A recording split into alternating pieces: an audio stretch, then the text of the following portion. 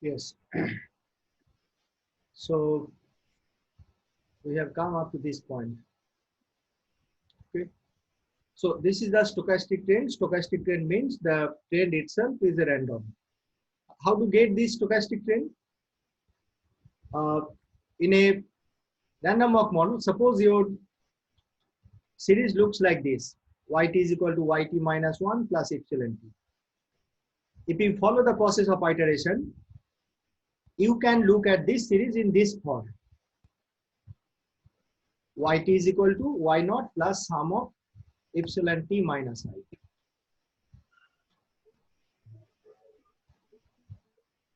What does it mean? That is the value of y in period t is equal to its initial value y naught plus accumulation of the random shocks from the initial period. So by getting accumulation of the random shocks, you get the present value of y. Okay, so when shocks have been accumulated over time, you will get the trend in the series simply in the form of a stochastic, because shocks is stochastic by nature. That's why when phi 1 is equal to 1, that is in presence of a unit root, we have stochastic train. Okay.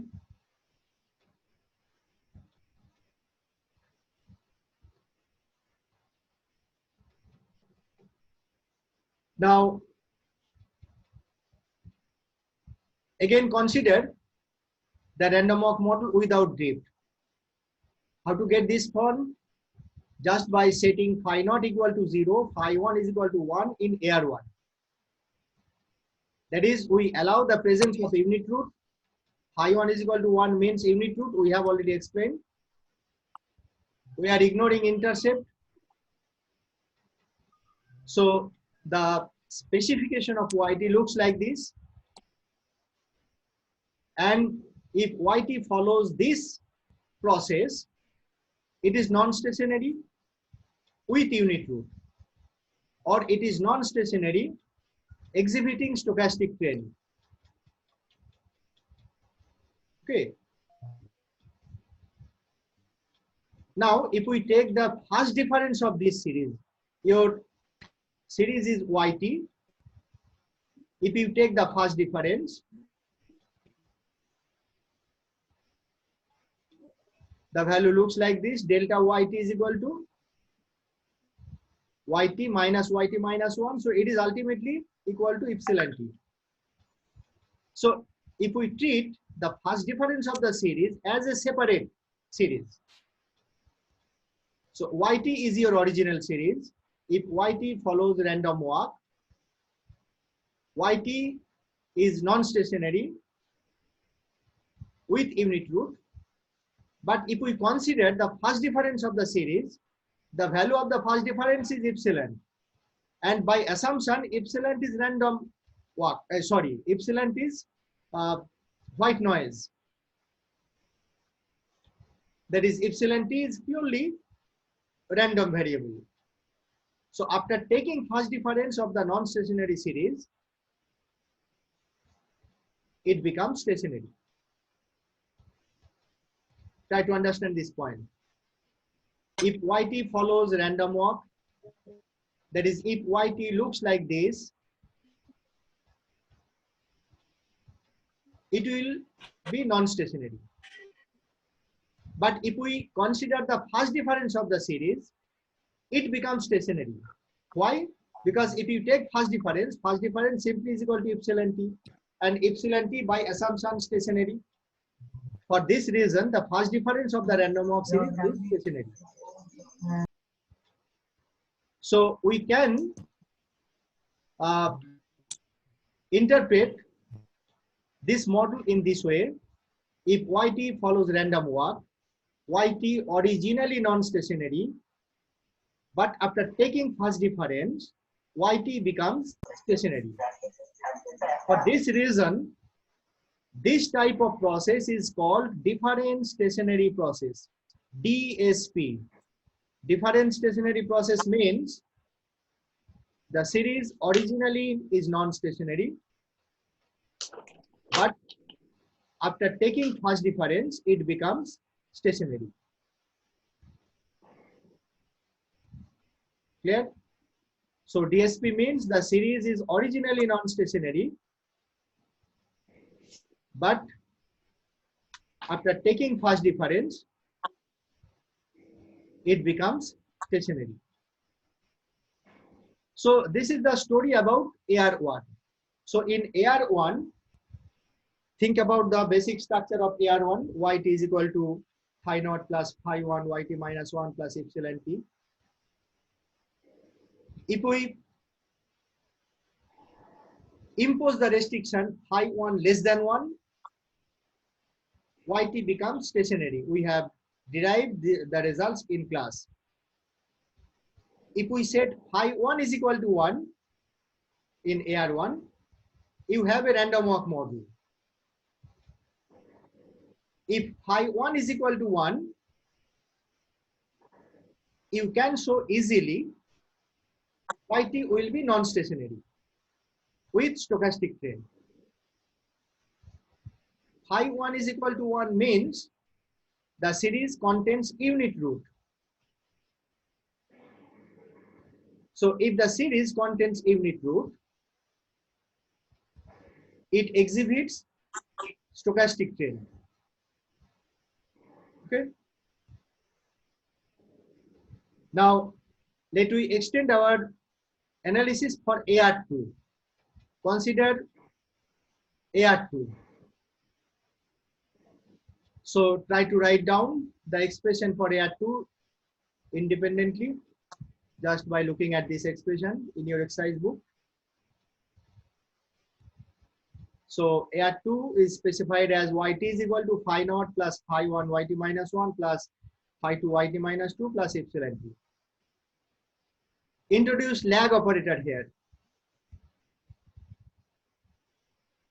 After introducing lag operator, you have this kind of expression. Take all yt term in the left hand side. So you have this kind of expression. Yt into 1 minus phi 1l minus phi 2l squared is equal to phi naught plus epsilon t.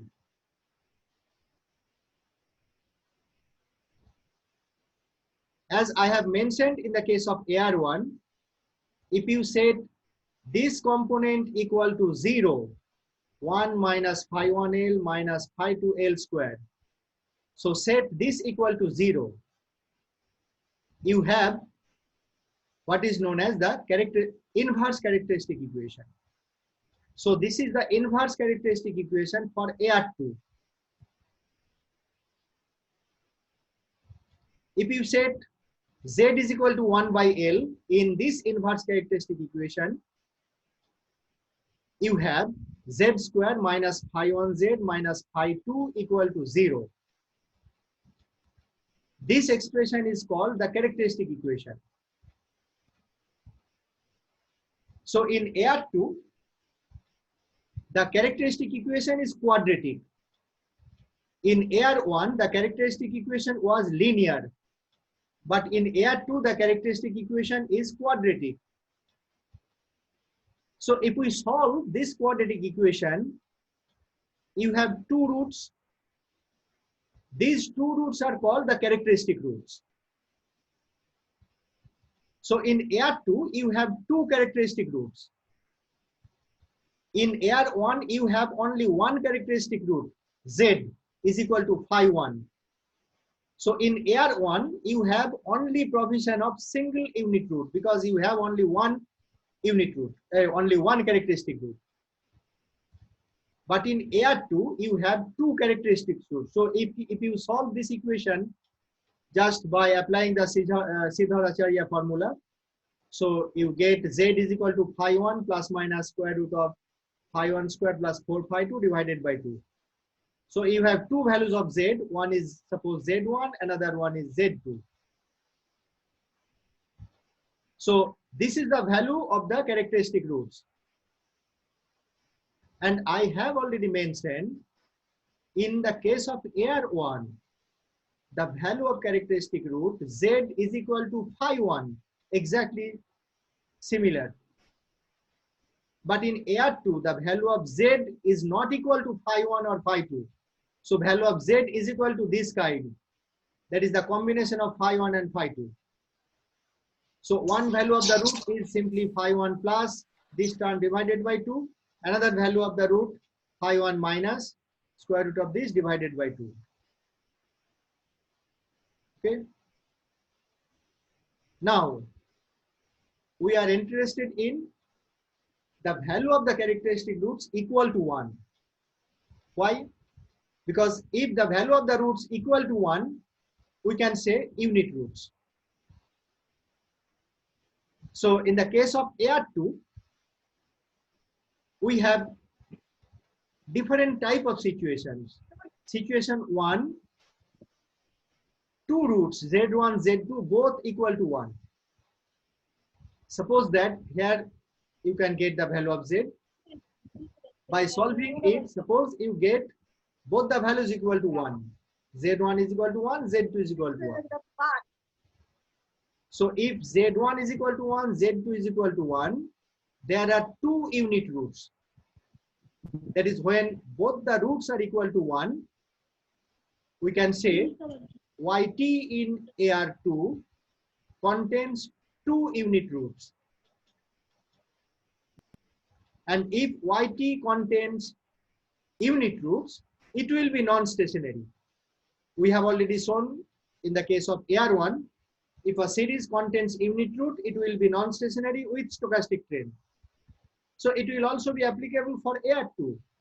So in AR2, if Z1 is equal to 1, Z2 is equal to 1, that is both roots are equal to 1, the series will contain two unit roots, and in that case, YT will be non-stationary, exhibiting stochastic train. So you have to mention this part because non-stationary may be of different types. Non-stationary with stochastic train, non-stationary without stochastic train. So for that reason, to understand the behavior of non-stationarity in presence of unit root, you have to mention this term non-stationary with stochastic train. So this is one case. Another possibility in the case of AR2, in the case of AR2, you have quadratic characteristic equation. So you have two characteristic roots. In the second alternative, suppose Z1 is equal to 1 and Z2 less than 1, or Z1 less than 1 and Z2 is equal to 1. In other words, out of the two roots, one root is equal to 1, another root less than 1. So if this is the case, the series YT will contain one unit root. And still, YT will be non-stationary, exhibiting stochastic train, because it contains one unit root. Another possibility in the case of AR2, both the roots are less than 1. If both the roots are less than 1, there is no unit root. And in this case, the series YT following AR2 will be stationary. So stationarity means, stationarity condition, we can say alternatively, stationarity means the value of the characteristic roots should be less than 1. So if the value of the characteristic roots less than 1, the series will be non-stationary. You can understand it just by conceptualizing the case of AR1. In the case of AR1, YT is not stationary when phi1 less than 1. In the case of AR1, phi1 is the characteristic root, Z. So the series YT, even in the case of AR1, is stationary when the value of the root is less than 1. So we can generalize this result for all autoregressive process in this way. the autoregressive process will be stationary when the characteristic roots involved in the series are less than 1. Okay. So in AR2, you have 3 different situations. One situation, both the roots is equal to 1. And in this case, we can say the series will contain 2 unit roots. In second alternative, value of the one root is equal to 1 and the other root less than 1. In this case, the series contains 1 unit root. In alternative 1, alternative 2, both cases, YT will be non-stationary with stochastic train. But the nature of non-stationarity in case 1 and case 2 will obviously be different. Why?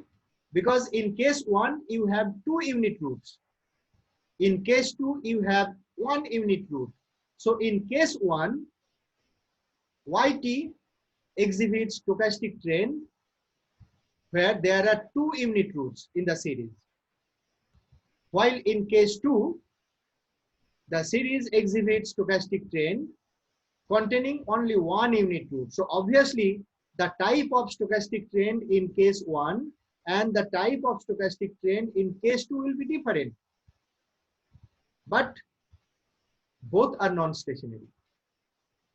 In case 3, when the both roots less than 1, the series will be stationary. Okay. Now, let me consider the case 1. That is, if both roots are equal to 1. If both roots are equal to 1, that is Z1 is equal to 1, Z2 is equal to 1. In this case, we have sum of the roots. You know, if you rethink the basics of theory of quadratic equation, sum of the roots is equal to minus b by a, and the product of the roots is equal to c by a. By following this rule, we can say sum of the roots z1 plus z2 is equal to minus b by a, means in our case phi 1. And product of the roots z1 into z2 is equal to c by a in general, but in our case, it is equal to minus phi 2. Okay, so this result and this result we have got by utilizing the theory of quadratic equation. Now, when both roots are equal to 1, if z1 is equal to 1, z2 equal to 1, so obviously phi 1 will be equal to 2 and phi 2 will be equal to minus 1. Okay, so think about the basic structure of AR2. How do we express AR2? AR2 is expressed in this way: yt is equal to phi naught plus phi 1 yt minus 1 plus phi 2 yt minus 2 plus epsilon t. So in this expression, if the value of phi 1 is equal to 2 and the value of phi 2 is equal to minus 1, in other words, if the series yt looks like this, yt is equal to phi naught, whatever may be the value of phi naught, yt is equal to phi naught plus twice yt minus 1. Why twice yt minus 1? Phi 1 is equal to 2. Minus yt minus 2. Why minus yt minus 2? Because phi 2 is equal to minus 1. So if phi 2 is equal to minus 1, phi 1 is equal to 2, or if yt is equal to phi naught plus twice yt minus 1 minus yt minus 2 plus epsilon t, then yt will contain 2 unit roots. So in the case of AR1, we have got unit root means phi 1 is equal to 1. That is, the coefficient of yt minus 1 is equal to 1, indicates the presence of unit root in AR1. But this is not the case for AR2. In the case for AR2, yt will contain 2 unit roots when phi 1 is equal to 2. That is, the coefficient for yt minus 1 is equal to 2. And the coefficient for yt minus 2 is equal to minus 1.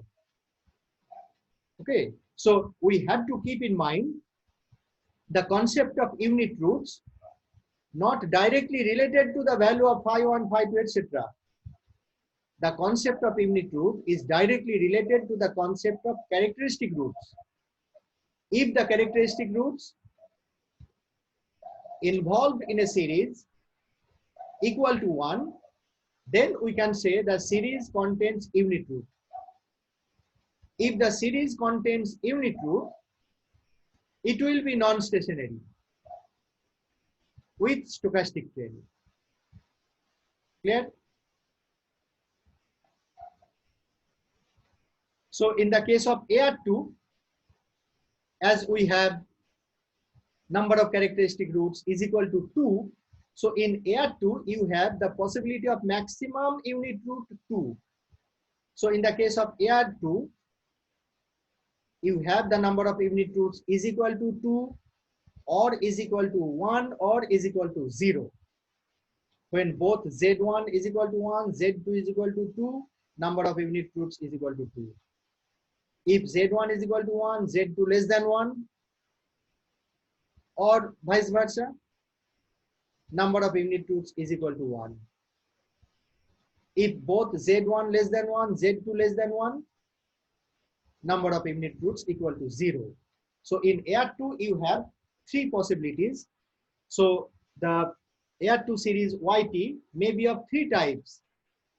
Type 1, YT may contain 2 unit roots.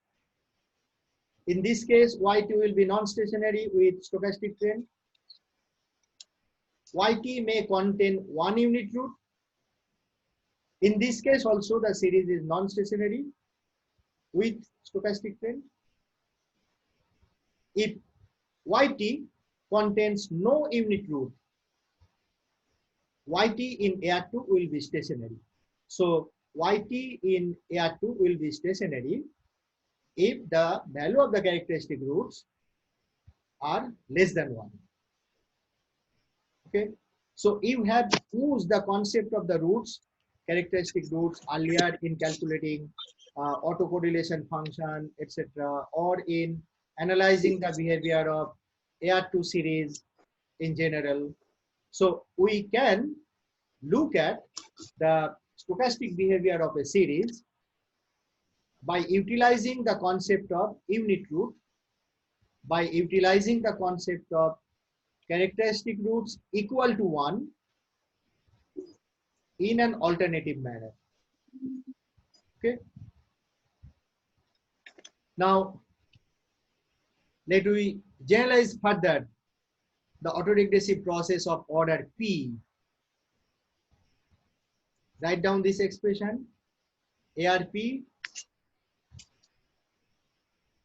is expressed in this way: YT is equal to phi naught plus phi 1 YT minus 1 plus phi 2 YT minus 2 plus up to phi P YT minus P plus epsilon T. So this is the general expression for ARP. Introduce lag operator just by following the case of AR2. Do it yourself independently. I have not shown here. So this is the expression for AR2. Introduce lag operator. So the expression becomes YT is equal to phi naught plus phi 1 L YT plus phi 2 L square YT plus in this way phi P L to the power P YT plus epsilon T.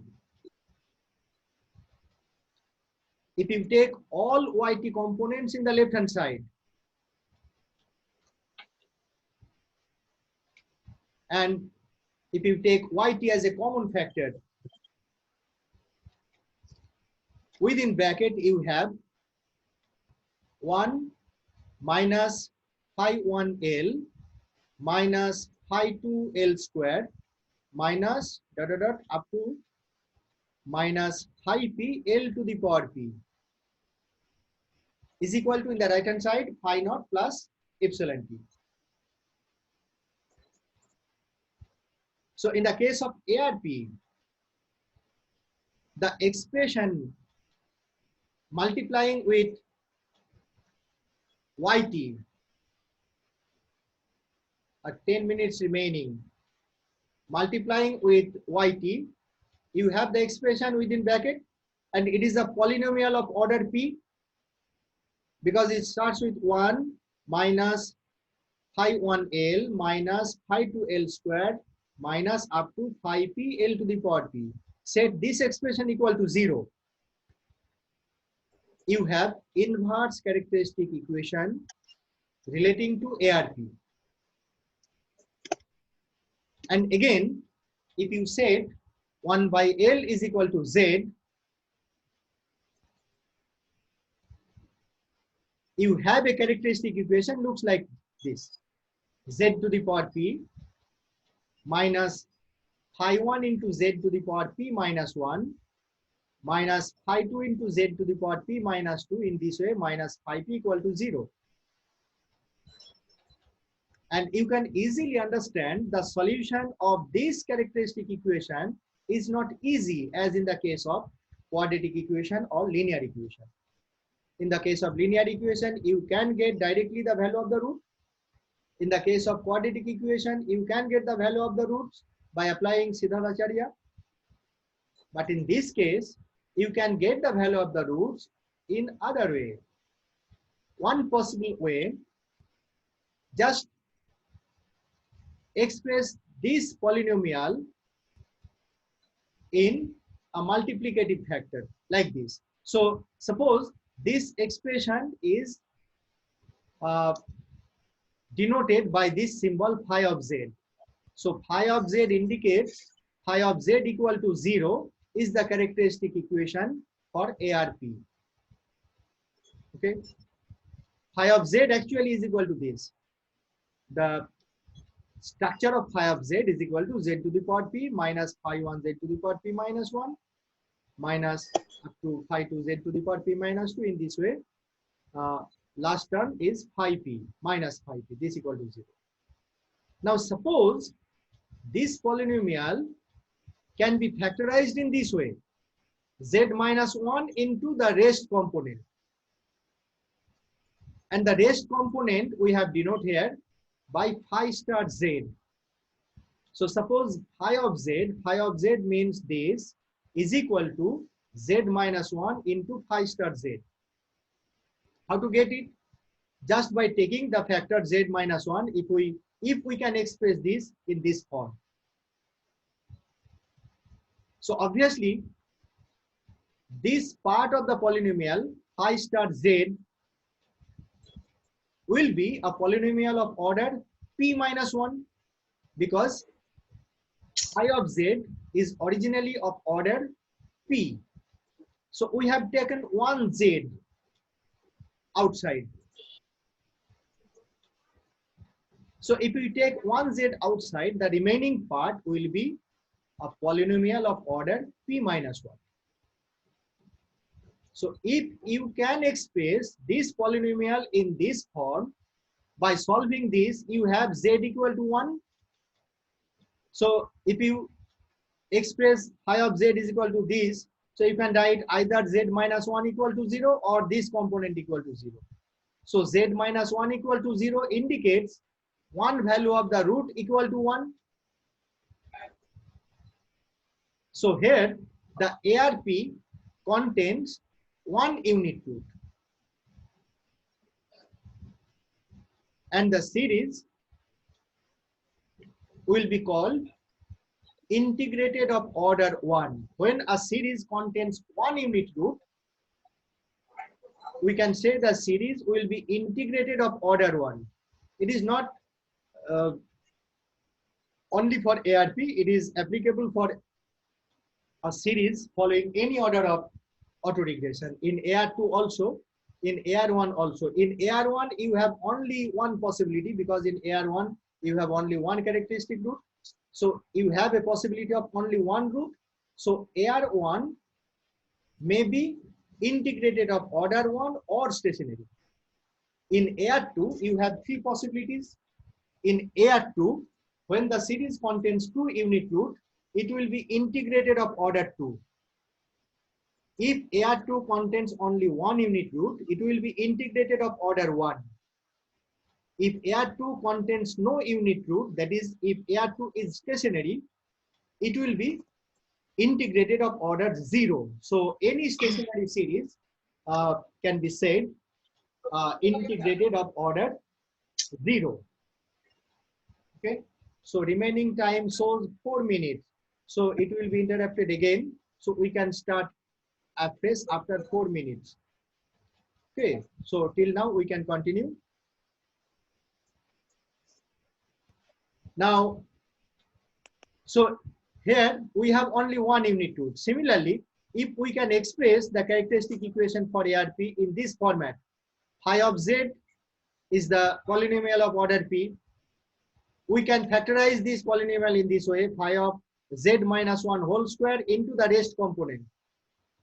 So in the rest component, the polynomial will be of order p minus 2. So if you can express the characteristic equation in this form, then ARP will contain 2 unit roots.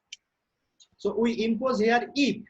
So if the characteristic equation looks like this, by solving it, we have 2 roots equal to 1. And in this case, the ARP model will be integrated of order 2. Okay. In this way, suppose the characteristic equation looks like this: z minus 1 whole to the power d into phi to the power dz of z. That is, we can take z minus 1 whole to the power d and the rest component, this part, equal to 0. So in this part, the rest component will be the polynomial of order p minus d, because we have taken z to the power d outside. So the remaining part will be a polynomial of order p minus d. So if you can express the polynomial function in this way, the ARP will contain d unit roots, because here z minus 1 whole to the power d. So by solving it, you can d number of z equal to 1. So here the ARP contains d unit roots, and in this case it is called integrated of order d. Okay. So this is about non-stationarity with unit root. Now non-stationarity without unit root. So it will end after 1 minute 50 seconds. So can I start it, or after starting again? Sir, don't start. Sir, don't start. No, it's not. Start it. Okay, so we can continue. So non-stationary without unit root.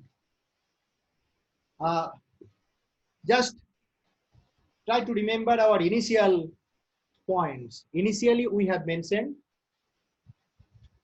non-stationarity means trend in mean, or trend in variance, or trend in both. Trend in variance is similar to non-stationary with unit root. So if non-stationarity appears because of trend in mean value only, then we can say the non-stationarity without unit root. So in the case of non-stationarity without unit root, the series exhibits only deterministic train. So no stochastic train in this case. Okay. So we will discuss this point after starting again, because we have a very few seconds left